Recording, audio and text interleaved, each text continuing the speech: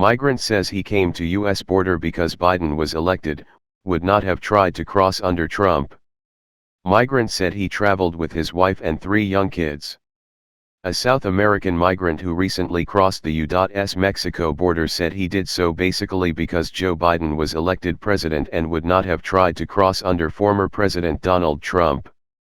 The man spoke to ABC This Week anchor Martha Raddatz at the border in Tucson, Arizona, saying he traveled from Brazil to Mexico with his wife and their 3 kids with the hope of entering the U.S.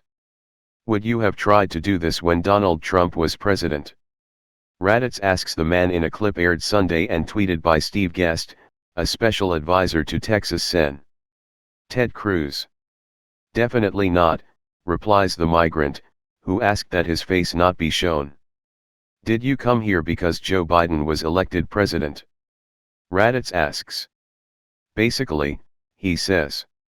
The man elaborates that violence in his country was the main reason for uprooting his family and coming to the U.S. border, adding that Biden was his second reason for making the dangerous trip. In another clip, a migrant who traveled from Guatemala with her 10-year-old son tells Raddatz in Juarez, Mexico, that she made the trip now because Biden promised that we could cross with minors. Raddatz reported that the mother and her son were being sent back to Guatemala. Migrants have surged the U.S. border in recent weeks after Biden took office and rolled back some of Trump's measures, an act interpreted by some as a signal to travel to the U.S.